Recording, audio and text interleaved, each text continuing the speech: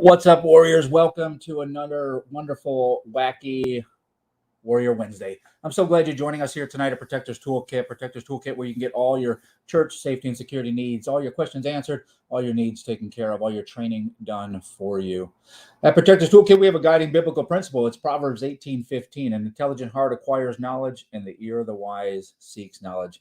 In the easy-to-read version of the Bible, sometimes I have to go there. Maybe I'm explaining something to my kids, or I'm talking to a sheriff's deputy or something like that. I got to break it down a little bit more. It says it this way: wise people want to learn more, so they listen closely to gain knowledge.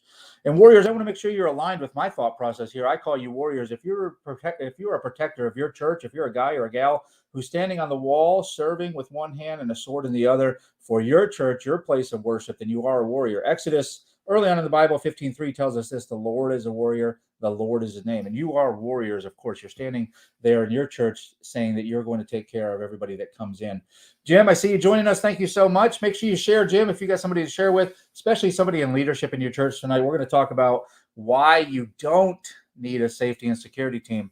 Now, I know a bunch of you think I probably misspelled that or mistyped that or missaid that, but I'm going to talk why we don't need a church safety and security team.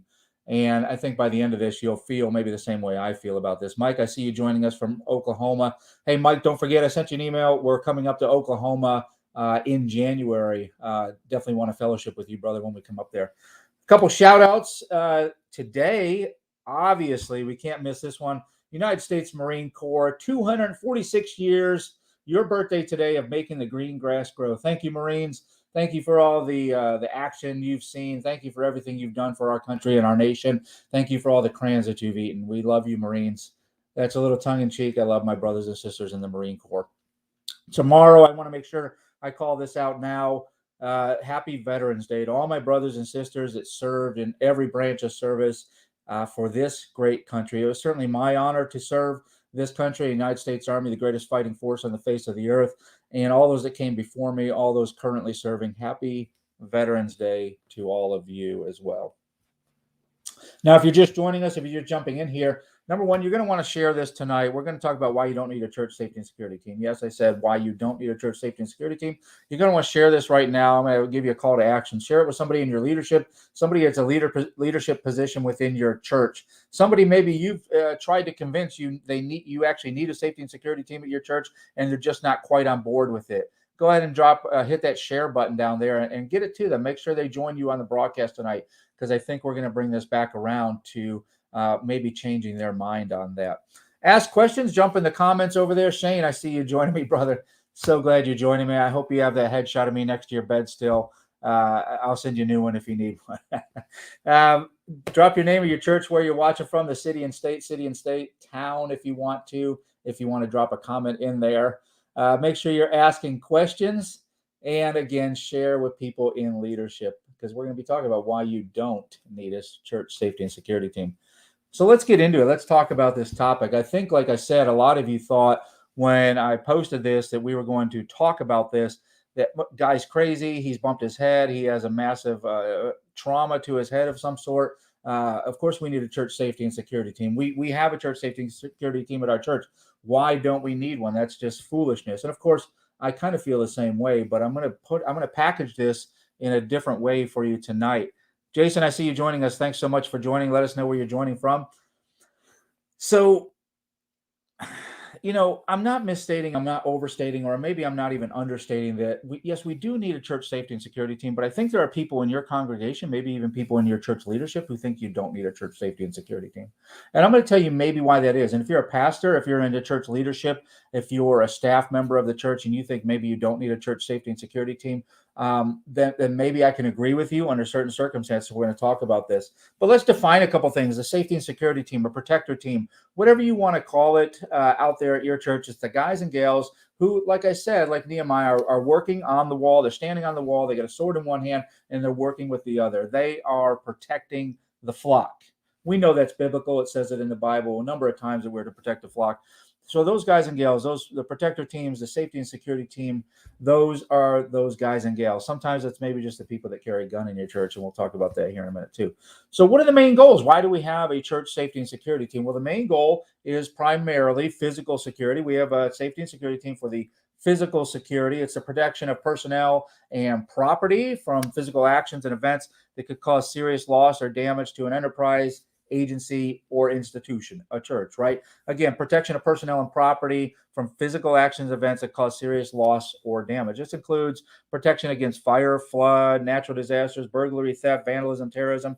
Basically, if it's God-made or man-made, we are there as a church protector, as a church warrior, as a safety and security team. That is our desire. That is our goal. That is our mission statement, so to speak. Jason, I see you up there in Gatesville. Hey, I think I'm coming to church in Gatesville this next Sunday. As a matter of fact. So watch me walk in.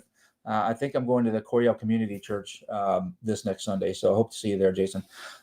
So now, obviously, as a church protector, if you've been around for a while, there is data, obviously, to support the absolute necessity to have a safety and security team. If you've been doing this for a while, my warrior brothers and sisters, you know this intimately. There's studies that show over an estimated half of American churches are unprepared for a major emergency. I'll say that again. There's studies out there that show an estimated half of American churches are unprepared for a major emergency. Now, notice I didn't say active shooter. I said major emergency, those things that we listed off, God-made, man-made type of crisis that impact our churches.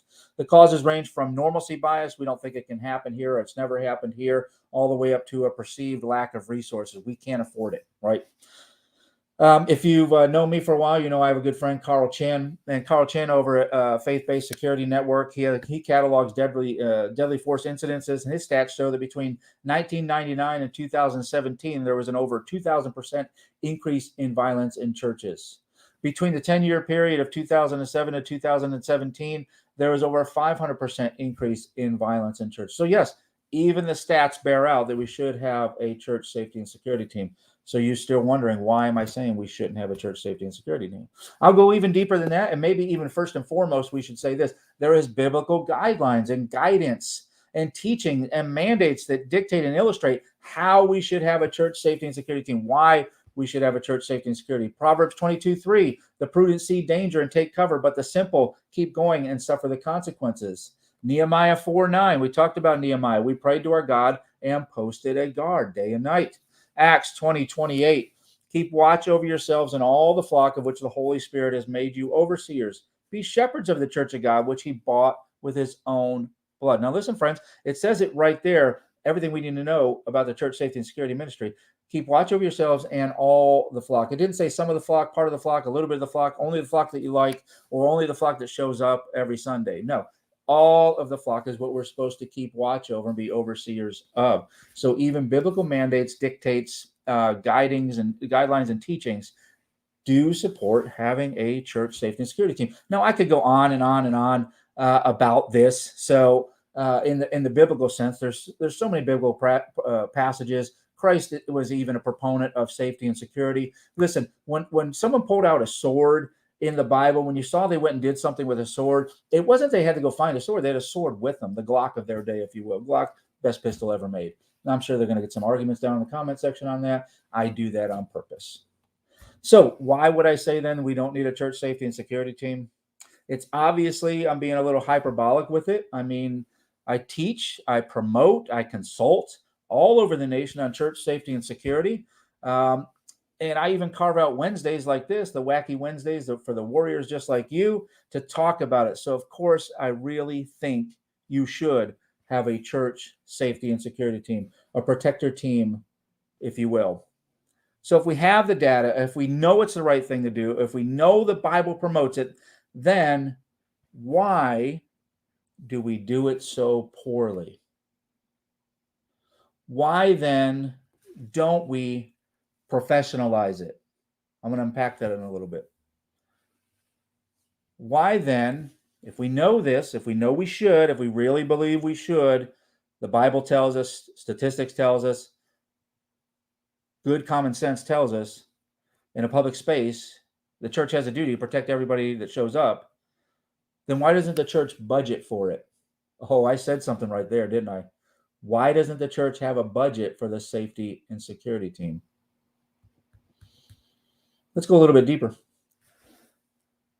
Why doesn't everybody attend training on your team? we know we should be doing it, right? We like to show up. We like to have the gun, the fancy lanyards, the shirts, whatever it is that we show up, the radios, maybe the earpiece. We love it. Look like Secret Service talking into our wrist and stuff like that. Why don't you show up for training? Why do you only show up for training when it's talking about guns? Why do you only show up to the range when it's range time? Come on, folks. Stay with me here. Now, this is why I said I wanted your church leadership to hear this. Why then, if we know it's biblical to have a church safety and security team, to be a protector of all the flock, we know statistics have borne out that we must protect the flock at all costs, because the evil ones are coming against us. Then why then, church, isn't it set up like a ministry, like any other ministry you have in your church? Why isn't it given the same time, money, and energy as the children's ministry? Why isn't it given the same time, money, and energy as the adult ministry? Listen, I agree with you. Safety and security may be that fire extinguisher just hangs on the wall that you never, ever need to use. Looks pretty, and it's always there. And listen, everything I teach you, I hope it is a complete waste of time. I hope you never have to unpack anything I've ever taught you or brought to you. But the reality is you might. So why isn't it given the time, money, and energy necessary and created as a ministry within our churches? And I'll tell you this, when I travel around the nation, when I travel around the U.S. in different states and show up to different churches, and it's an open training for all the churches in the area, what do I see the most? What do I see the majority of the guys and gals coming to training? It's guys and gals who carry guns. That's it. Very rarely do I see a team leader that is there to develop and professionalize his team. I see a guy and a gal that want to carry a gun in church. I see very few policies. I see very few procedures. I see people with very few plans. Everything that they do in their church is a reaction. It's very subjective. Very little objective planning, which allows us to respond versus react. I see very little professionalization around this so critical thing. We think it's critical. The Bible tells us it's critical to do this. And we are not speaking into it in the way that God would want us to. I believe that. Now, when I say very little professionalization, your ministries are not professionalized, don't take that the wrong way. I'm not saying you're not a professional. You may be the most professional person on the team, but if your ministry is not professionalized, it's not doing the things that it should be doing towards the mission that it should have, then you don't need a church safety and security team, because you're allowing liability to enter into the process, and it already existed already, and you've only increased it. If you just have a bunch of guys with guns as your team, with no policies, no plans, no procedures, or quality qualified training, then I'll say you don't have a church safety and security team. That's pretty hard to hear, but I'm going to say it again because it's important to understand. If all you have is a bunch of guys and gals on your team that carry guns, and that's your team with no plans, policies, procedures, no quality qualified training, then you don't have a church safety and security team. You have a group of people that just want to feel important while they carry guns in church. I said it. I stand by it. Now, it's not all doom and gloom, of course. I just wanted to put that heavy stuff out there to make you start thinking about this. I see Jim in a comment right here. If you have to discharge a firearm, your prevention system has failed. Jim, you know I believe that. You know I've talked about that. There's so many layers of security, concentric rings of security, or security in depth, if you want to call it that should go into church safety and security, that coming out of your holster with a firearm, you had a lot of systems fail at that point that allowed that exchange of gunfire to happen. Jim, you're absolutely right. Thanks for illustrating that. The good news here, folks, is that if you understand this and you believe what I'm saying, then you can truly start to develop and professionalize your safety and security. You protect your team, and you design it then for the right purpose. You may have to break it all down. I have a really good friend of mine up in San Angelo. He's since stepped away from his safety and security team because things were going bad. But when I talked to him about it, he had to break it down and start over from scratch because there's so many people in his team that didn't want to attend training, only wanted to show up when firearms were talked about. And there was so much infighting about who was the most important. Listen, I'm speaking right to you. I know you have people like that in your team, maybe even in your church. So listen, friends, every church has a different culture, a different size, a different location. There's no one size fits all for this in a security plan. The guidelines that I'm going to give you right here are designed to help your leaders engage with the most essential issues that you want them to engage with in this. I'm going to point you to trusted resources here within us as a church, as you're developing your own safety and security plan. For a plan to be effective, it is essential to gain buy-in first and foremost from the entire leadership team. If you have people on the board who don't think you should have a church safety and security team, if they don't think and are aligned with you and having guns in church, then you're going to have an uphill battle. You've got to fly in the ointment. Now, listen, that's okay. If that person believes that, what I want you to do, and I tell you this in trainings when I come live and in person or some of the other trainings we have in the membership site, again, go to the membership site. The membership is really, the price is not that high. Get into the membership site. You'll get all these insights. But I'm just going to tell you this right here. Qualify what their objection is. When you start qualifying what people's objections are, then you can have real dialogue, and then you can start helping them overcome those objections. You have to have buy-in from the entire leadership team, because you may have the nothing is going to happen here mentality in there. And that's really, really a problem if you're trying to develop a professional safety and security team. Any security plan should not just address the unlikely event of an active shooter. Listen, active shooter, when we measure this in risk assessments, very low frequency. It's a very low frequency in churches. However, there's a high impact. So when you have a low frequency but a high impact, you still have to plan for it. You still have to have procedures for it. You still have to have training for it. But it's a low frequency event.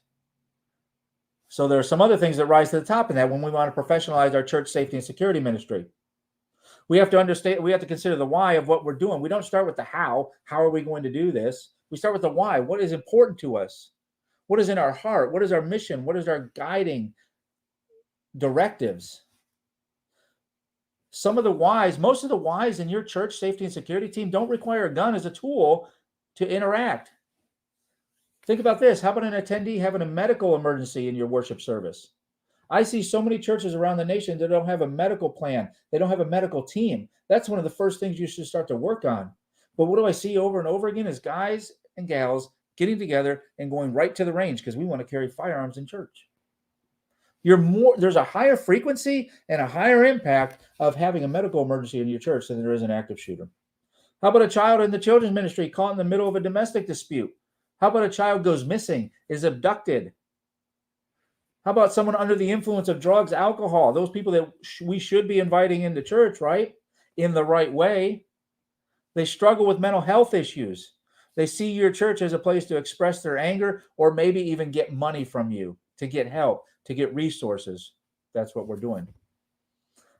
How about a local activist group protesting outside your church on a Sunday morning? Are you going to be reactive to that? Or are you going to be responsive to that because you have a policy and procedure in place for it and you've done training for it? Subjectivity is going to hold, you're going to hold all the liability if all you do is have a subjective reaction to everything you do. Objectivity is where we want to be. Those are plans, policies, and procedures. We give you all that in the Protectors Toolkit membership. How about a fire spreads out of control within the church? Past what's called the incipient phase. For all my firefighter brethren out there, I know you're not listening because you're probably sleeping in the firehouse right now. Got your boots off, all cozied up in your bed. It's a firefighter joke. How about an auto accident occurring in the parking lot?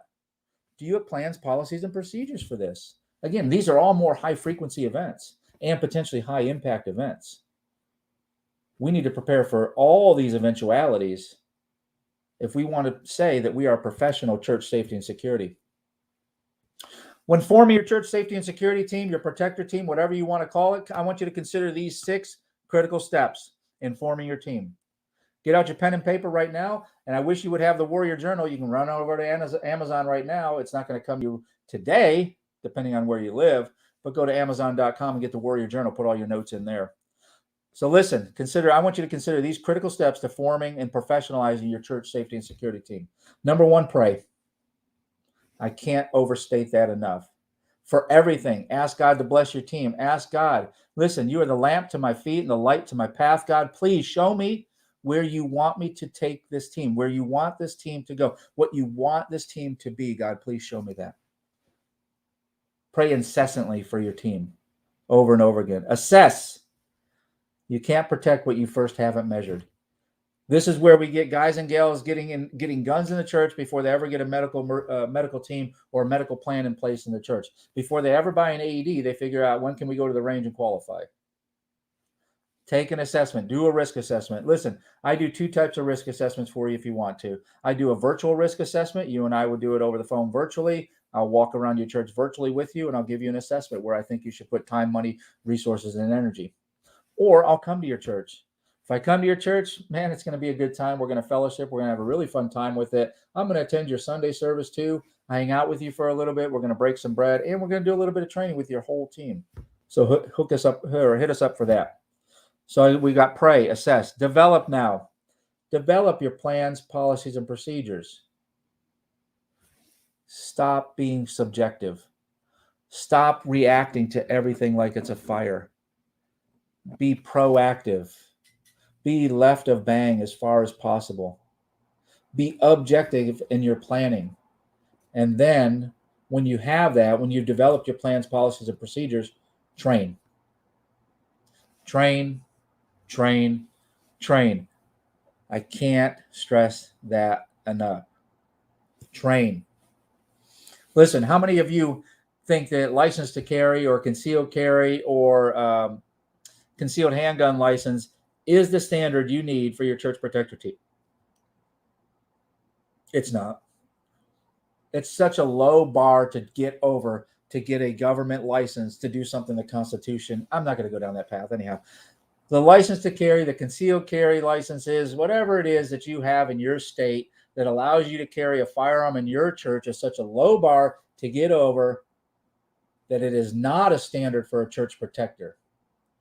No matter what you did, you had to qualify at some point, I'm guessing, 50 rounds on a no farther than 15 yards away, and then working your way in or working your way back, however that worked. And you had to get most of the rounds on the paper target. Now, listen, friends, the target wasn't moving. The target wasn't angry. The target didn't have a gun. And you didn't have 300 of your friends in between you and the target. A license to carry, concealed carry, whatever you want to call it, is not a standard for a church protector. Look us up for our 2-day firearms class. I'll come get you all qualified, and we'll get you to a different standard. Okay? Train, train, train. Then manage. Somebody's got to be in charge. Somebody has to be in charge. And now sometimes this falls back on the former law enforcement, current law enforcement, former military, current military guy or gal, because they've been there and done that. Listen, that's good. I like their heart. I love it. Listen, that's me, right? But heart comes first. Heart is first in this ministry. We serve people first. The military, the law enforcement, they have a certain depth of knowledge. What we need in a leader for church safety and security is a breadth of knowledge. Our knowledge needs to be wide and not just deep. We need to take into account that we're dealing with church people and not everybody's a criminal. So think about that. But somebody has to be in charge. It should be a leader, someone who is capable of leading others. Somebody is capable of having difficult conversations when necessary. Hey, you haven't shown up to training for 3 cycles now. You're on suspension. Hey, listen, I love your heart, brother. You're kind of aging out of this role of being a protector of others. The last time we went to the range, you didn't get all the rounds even near your target. Difficult conversations. And then last but not least, again, pray. Pray for guidance. Pray for wisdom. Pray for discernment. Pray for understanding. Pray for your team. Pray for your pastors. your assistant pastors, the staff, the Sunday school workers. Pray for yourself. None of this, none of what we do in church safety and security will be successful if you don't have a strong prayer life. I'm going to say that again. None of what we do in church safety and security will be successful. You will not be successful without a strong prayer life. I can get a couple amens on that, I'm sure. Maybe there's some fears within your church or within your team, or maybe within yourself as a leader, of why we can't professionalize this. Maybe it's our church is too small. Shane, I got you on this one. You only have to look up in the comment section to see my friend Shane Dahlberg, and he'll tell you. The First Baptist Church of Sutherland Springs occurred when they had an average attendance of only 60 in a town of less than 1,000. Your church isn't too small to have safety and security. And you're certainly not too small in the eyes of God to protect the flock like he told you to. Some of your other fears, maybe. We can't afford the expense of a church safety and security team. That expense may be less than you think. But until you measure, until you do a risk assessment, until you take an accurate measurement of what you're dealing with and what you have to deal with, then you don't know that. It could seem outrageous, but maybe it's not. Maybe there's other resources that Protectors Toolkit can help you find in your community to help you with some of the training, with some of the budgetary needs. Also consider this. When we're talking about cost, when we're talking about expense, when we're talking about funding something like a safety and security team, what is the cost of it, really, real dollars, but maybe more importantly for your leadership, for the church staff, for the elders, the deacons, your board, maybe it's more important to expose to them what is the cost of doing nothing, because that is a cost. And it's probably higher than the cost of doing something. How about this one? We already have people in our congregation who carry a firearm. Can't we rely on them? Friends, I've told you, that's such a low bar out there usually for most people that are carrying in church. But if the church wants to avoid attendees acting as informal security, that's what they try to do sometimes. When they explicitly or implicitly authorizes people to carry a gun or deploy a firearm in their church, because listen, they told you could carry a gun in church when you told them, hey, there's real risks. They're assuming all the liability. They're assuming 100% of liability when they implicitly or explicitly tell you, go ahead and carry a gun in church and stand by that door over there. Oh, maybe we'll give you a radio or something so you can communicate. They're holding the liability until they professionalize it. Your church insurance company may support that. I don't think they do. They want a professional ministry with plans, policies, and procedures, quality, qualified training that they can insure. And that's why I think, when I said at the beginning, if you're not willing or able to professionalize your church safety and security ministry, then maybe you shouldn't have one. Maybe everybody should just be an usher and a greeter and use hope as a strategy. Friends, we've got to be better at this. We've got to professionalize.